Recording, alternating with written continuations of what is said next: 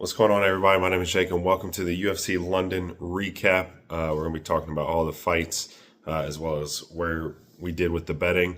Again, I went into a disclaimer last time. I had a bunch of bonus bets out, and actually I'll post some slips here. I got more bonus bets because I hit King of the Dogs for Iowa. They were tied for the lowest ranked seed to win in the round of 64 on Friday. So I got 340 more in bonus bets that I used on the main event, because by the time they dropped into my account on DraftKings, all the other fights besides Murphy and Evloev had already gone down. So I just used all those basically spread across, Evloev decision, Murphy spread, a couple other, finish props, just because the value was insane. So as far as my return on UFC London, as you'll see here, very, very good. But like I said, a lot of house money, a much, much higher stakes than what I normally play. Again, I kind of gave my breakdown of my wagers like way back on my first video, or first one or two videos speaking on this. So, basically take my stakes and multiply it by 3, 4, 5. Because, again, like I said, I was basically going to use the bonus bets with what I was actually playing. And it was basically a way for me to get $50 extra out there with no sweat. So, really, really good. But like I said, even for me to have this result, excuse me, I would still have to be, somewhat sharp with the actual picks I was playing. Because all I was doing was just using the bonus bets as a way to double or triple down, so to speak, on my normal wagers. So there's the updated ROI, really, really good. It is a little misleading, I'm not going to lie to you, just because, the bonus bets, but I'm not going to sit here and say, like, I'm upset about it. I had a good card. Prelims were not going well for me outside of about 2 fights. But then after the Curtis Campbell fight on the main card, I pretty much got everything right on the main card as far as what I needed to go, both for my actual picks and just for the bets, which we'll get into that. And one last thing before we start breaking this down, as you can tell, I'm pretty fucking sick. Ohio, man, the weather, I think I said this in my picks video, the weather, it was cold all week, and then recently it got really warm. So I don't know if it's me getting my old age. I'm 26 now, so my old age is fighting me a little bit. But I felt good enough. I went out last night. Me and my girlfriend had a picnic, and then we went to a bar to watch some of the March Madness games. So I felt good enough to do that. So I'm not like, bedridden or anything. But as you can tell, my voice and maybe just my appearance. I just got back from Crunch Fitness. I went there simply to go on the treadmill and to do the sauna, to try to exercise whatever demons out of me. So I'm a little bit worse for wear right now, but I still want to put this content out. I need to, record some other stuff on the channel as well to catch up. So apologize, I have not been putting that much out, recently, but I've been sick pretty much all week with these weather changes, and it's right now it's 70 degrees outside, and tomorrow it's supposed to be like 30 or 40 degrees. So I'm probably gonna be sick again. But anyway, with all that out of the way, let's go ahead and get to the breakdown. I'm going to run through some of these pretty quick, just because, again, I don't sound that great, and some of these I'd rather just not talk about, because there were some shit fights on this card. There were some really good ones, but there was some shit ones mixed in there. So let's get started. Chanel Dyer, Ravina Oliveira. Chanel Dyer, man, talk about kicking off the card right. Plus 390 on her to win by knockout. That was a really, really good hit for me. I also played this fight to not go the distance before it started. This was a play that was sent out by Nolan Knows MMA, and he broke it down because Oliveira, I think, has finished all of her fights as a professional, MMA fighter, at least the wins. And you never know with these debutants, they can maybe get reckless and she could get caught. So I played that at plus 180 about a couple hours before the fight started. And then we had the Chanel Dyer KO, TKO, or decision parlay piece. Excuse me. I'm going to try to get through this as best I can. She looked really good. First round was a clear 10-9 for her, and she really started to get the scoring going, or not the scoring, the striking going towards the end of the round, and was really starting to piece up Oliveira. And then in that second one, she it was like a head kick, and just her toes hit flush on Oliveira's cheek. A really, really nasty head kick, and then she followed up after and cashed a plus 390 for us to start off the card, so I was feeling good. Excuse me. Next fight was Shamrock and Kareem Al-Sawadi, or Kareem Al-Sawadi, whatever it is. Shamrock is fucking shit. I should have played Al-Sawadi by decision, at least with one of those bonus bets, because I'm not surprised where this fight went. You know, Shamrock striking, he has some decent kicks, but it's overall pretty shit. So, you know, when he couldn't get the wrestling going, even when he did get this fight to the ground, he just could not hold El-Sawadi down. El-Sawadi, good pressure, good, you know, point style fighting. And, you know, Shamrock does have a chin. Maybe lesser fighters would have got knocked out by El-Sawadi, but this was a clear 30-27. Shamrock money line, I don't know. The dog shot on a home fight for him made sense to me. El-Sawadi, 2-year layoff, and has been chinned multiple times before. So, not necessarily mad at the play, but boy, it didn't age well. I mean, Shamrock looked like a 5-1 underdog in this fight.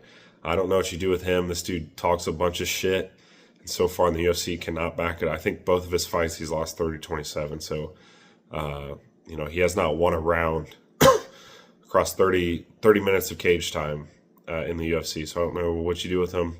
You know, he knows how to promote his fight, sure, but does he back it up so far in the UFC at least? No. Next fight was Brando Pericic. This was a beautiful one for me. Like I said, man, Louis Sutherland, he's off the sauce since he's in the UFC.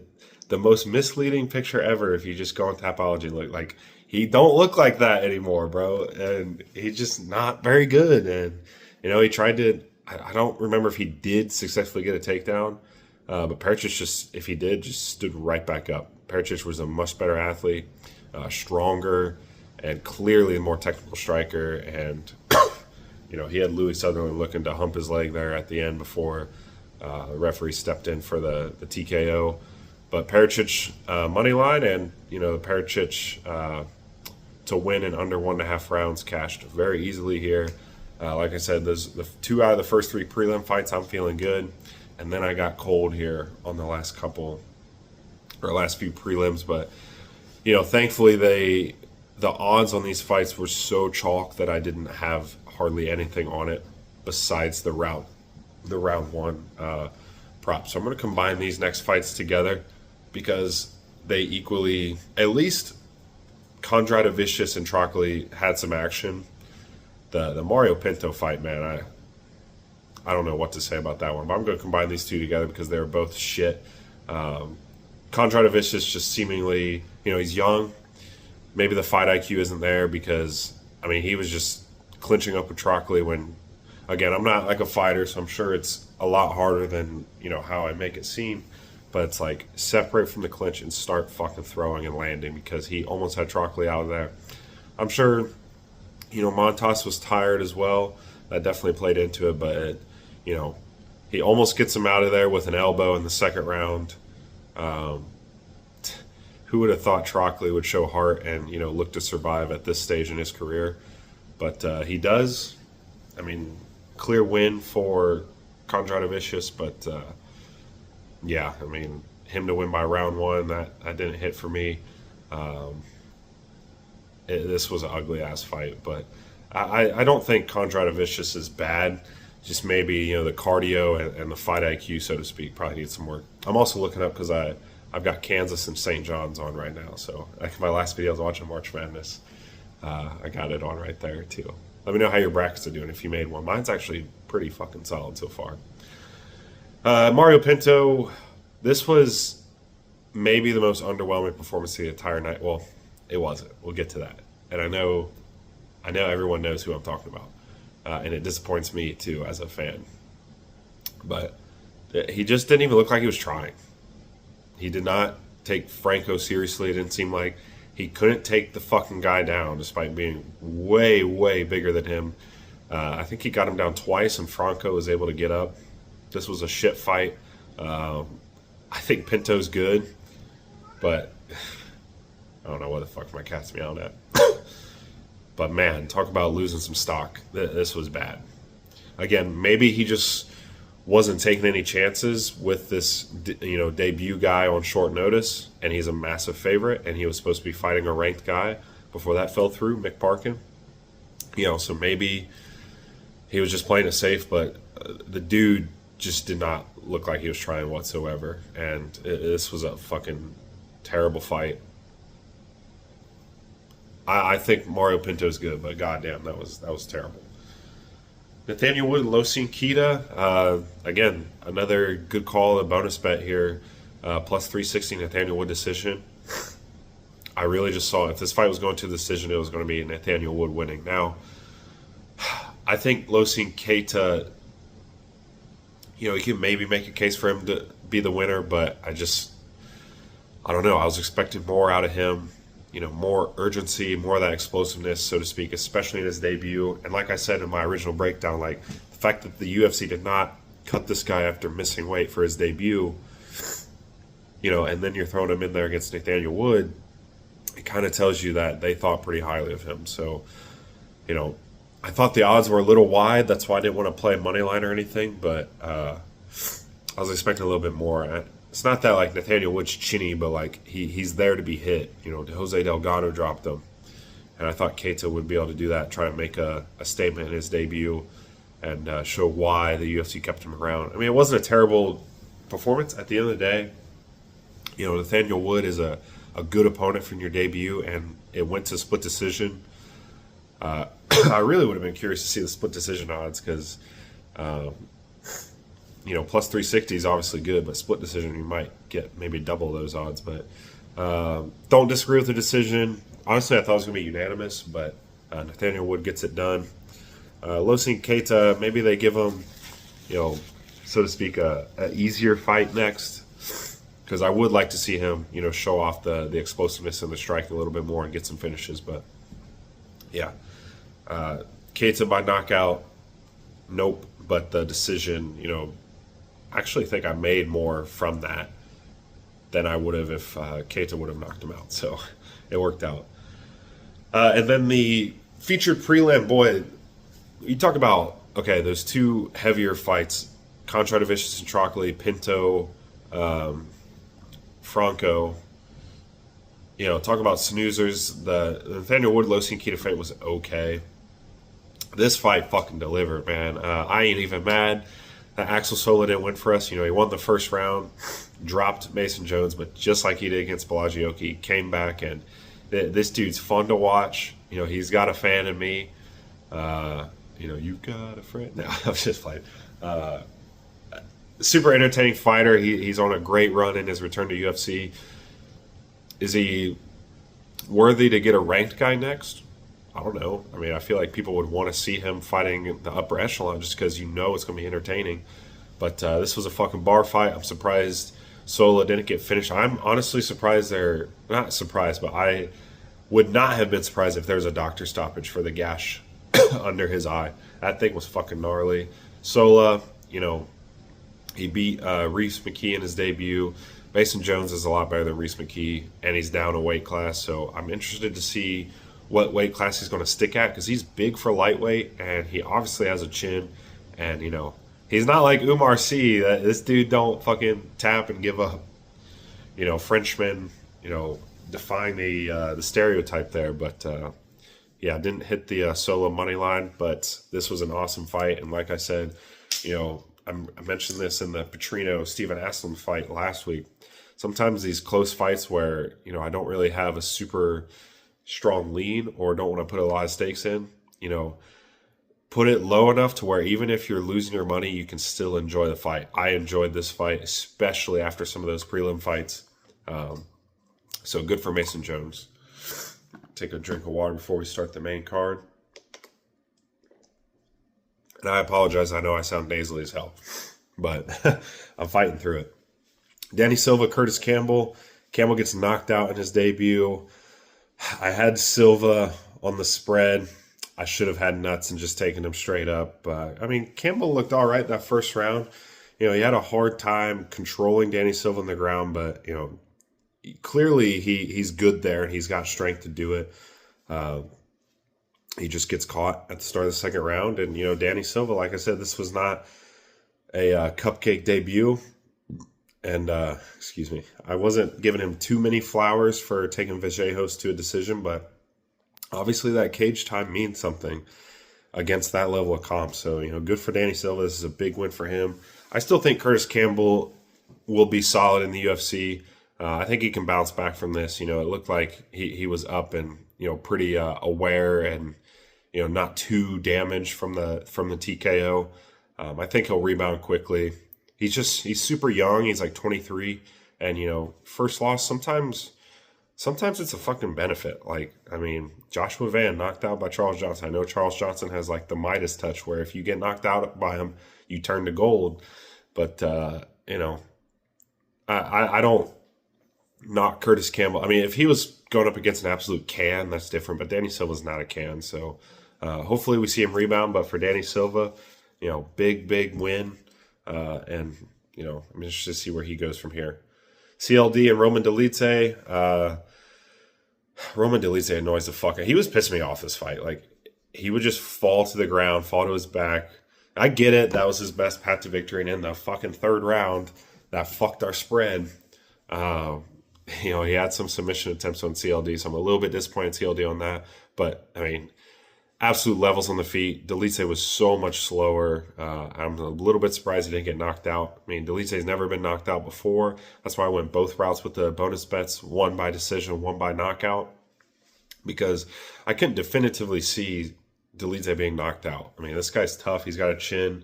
But CLD levels above him in the striking, and was good enough with the grappling defense to not get submitted there.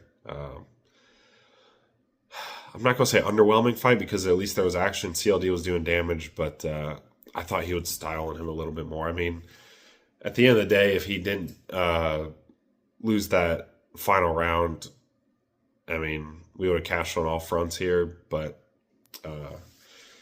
CLD was one of I can't remember where I ranked him in my picks, but he was up there for a reason. I'm pretty high on him, but honestly, I thought he'd look a little bit better in this, but still, I think maybe you give him Jared Cannonier or something to continue up the ranks. I know he's going to be fighting old heads if that's the case, but I think he can, 30 years old, probably keep improving pretty vastly in between fights. And not going to say he's a title contender in the future, but he can definitely be in that fringe picture. So CLD, pretty convincing decision there. Next fight, Iwo Baranuski and Austin Lane. Austin Lane needs to retire, man. That's really all I need to say about this. Iwo Baranuski is a fucking fun fighter. Keep getting him in the UFC or in the cage as much as possible. Seems like he has a fun personality too. And 28 seconds. So the breakdown for this fight is going to be about as long as the actual fight because there's not really much to talk about other than the fact that Iwo Baranuski can fucking throw hands. And he's entertaining, and Austin Lane needs to retire. MVP Sam Patterson. Why? I've never been this sad and disappointed from a fight that I got completely correct. I did say MVP I thought was going to knock him out, but he's a counter striker, and when the guy you're facing is scared shitless to strike with you, there's not much to counter strike with. This fight fucking sucked. As a fan of MVP, it was disappointing. And now it makes me doubt what's he going to do in the UFC? Are they even going to keep him around because they already weren't on good terms and now that was your most recent performance? It sucks. But at the end of the day, I was right. But I'm not too boasting about it because it was such a shit fight and but Sam Patterson just wouldn't do anything. And I was texting one of my buddies and I was like, Sam Patterson is fucking terrified. He's terrified. And in the exchanges that did happen, although there was you can count them on one hand, MVP was winning and Sam Patterson couldn't get the fight to the ground. It was an ugly fight. Ugly fight. Even the London crowd was booing their guy, MVP. He gets the decision win, but man, as a big fan of MVP, that was disappointing. However, as a sports bettor, I'm very happy. So it is what it is. There's really not much to say about that fight. There was fucking what? after the first round, it was like six total significant strikes or something like that. Yeah. Not what I was expecting at all. And unfortunately, I don't see the UFC doing MVP any favors after that. And Sam Patterson, hopefully for him, quick turnaround because he didn't take any damage even in a loss. But yeah, that was something you need to like take a shot of alcohol to get through. But the next fight was not. This was an awesome scrap. Luke Riley, Michael Aswell. Luke Riley, I'm getting more and more high on him, man. Like beating Bogdan Grad, that's a solid fighter to beat in your debut. Michael Aswell, really, really tough, going to put the pressure on. And Luke Riley just did the much more damaging shots. I think Michael Aswell actually outstruck him in terms of the significant strike stats and everything, but it was pretty clear watching the fight that Riley was winning the exchanges and doing the more damaging shots. And, Aswell wanted to pressure so much, and outside of like the maybe first minute of the first round, Luke Riley just was not backing up and being on the back foot. There was, I would say, more times than not, he was backing Michael Aswell up. But, respect to Michael Aswell. This dude's got a freaking chin on him. Out of that 4-ounce fight club with Josh Van and Alden Correa. I think he's going to be a fun fighter to watch, an easy guy to root for. I mean, he walks out to Kodak Black. That's sick. But Luke Riley, man, I think he is going to be a legitimate prospect. I just really hope the UFC maybe gives him a slower build, which I know is harder to do because he's young. He's at that Paddy Pimblett camp. He's obviously going to have a big fan base, but I really hope they don't throw him in there, to the Lions too quick, because I think he could really be something. He impressed the hell out of me in the fact that despite having Aswell hurt, he doesn't just go crazy, buck wild, and chase these finishes. He is patient, and, he will take a shot to land the bigger counter shot. So fun to watch. This was a great fight, especially after that MVP Patterson fight. This was refreshing, to say the least. And then the main event, I know this one is controversial, just how it all played out. Movsar Evloev gets the majority decision. I think the judges got it right. I had it 47-47. I think, that first round is kind of up for debate. I think people, first off, you kind of have to watch some of these fights without commentary, right? Because the commentary on this was pretty bad. I think people were just shocked that he was not wrestling really for the first 2 rounds. But I kind of said this in my initial breakdown. I think Movsar's got some underrated striking. And I think even in that first round, he was landing the more damaging shots. Second round, I think you go Lerone Murphy pretty unanimously. But from then on, if you take away the point deduction, even if you give it to Lerone Murphy that first round, even though it was close, 3 through 5 was Movsar Evloev. Like, you can't even debate that. And it was surprising because I thought it would be the opposite. I thought it was going to be Movsar rounds 1 through 3, or 1, 2, and then halfway into 3 was going to be the one winning and not gassing. But it turned out that it was Lerone Murphy that started to fade down the stretch, and Movsar started to take over. So I had it 47-47, but without the point deduction. Here's the thing: you can't call it a robbery when the fighter you think won tied because of a nut shot. Take away that nut shot, which it seems like there's some subjectivity within the refs about this. And also, Lerone Murphy was throwing a body jab. I think if he was not throwing that jab, it would have connected on his abdomen like Movsar was intending it to.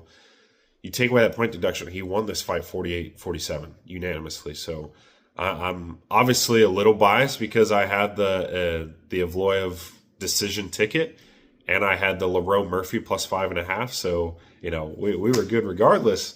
But I mean, I think there's a lot of belly achers that got the Lerone Murphy plus odds. That really, again, if you watch this fight without commentary, just my opinion, I really think Movsar Evloev was winning the striking exchanges with the more damaging strikes, particularly in the later rounds. And then when he got the wrestling going, I mean, he was busting up Lerone Murphy. I really thought the plus 800 KO TKO might come through, but I think that I really think they got it right. I mean, I had it 47-47, but if you go back and watch that, I don't disagree with the 48-46. And again, I'm saying that with a little bit of bias because it made me cash everywhere. So I hope you understand that. But what I'm going to be interested now is does he get the title shot? Because people are thinking it's going to be Jean Silva. And I definitely could see the UFC going that route with how the matchmaking is sometimes. And what I could see happen is Volk and Jean Silva on International Fight Week, and then Evloev faces obviously the winner of that. I think Evloev deserves the title shot. The thing is about his fight, it wasn't boring. You know, everybody was giving him shit because it's like you never finished the fights before, and I think he might have played into that a little bit to where that's why he was striking those first 2 rounds or 2.5 rounds. But, you know, this was an entertaining fight, and obviously people are pissed about the result. It was controversial, majority decision, you know, point deductions, all that. But I think they got it right. I really, really respect both of these guys. I love seeing the respect afterwards. You know, this was a great scrap. Lerone Murphy, honestly, this was a matchup that could have led to disaster for him, and he really hung in there and showed that he is one of the best featherweights. But Movsar Evloev is the clear best contender. However, I do definitely see them going Volk Silva on International Fight Week, and then Evloev would get the winner of that. So, yeah, anyway, that'll do it with the breakdown. So we'll recap. You know, obviously I did the ROI at the start, so I think I went 9 of 13 on this card. So not 13 out of 14 like last week, unfortunately. 9 of 13 is not that great. So, but really all the fights I got wrong, besides the Curtis Campbell one, were all like towards the bottom for my confidence. So like those coin flip fights that I was saying, or besides Losin Kita, I mean, Campbell I thought would win, but I wasn't super confident in him. I was really in on the Losin Kita hype. I don't know, but anyway, 9 out of 13 on just the pure picks.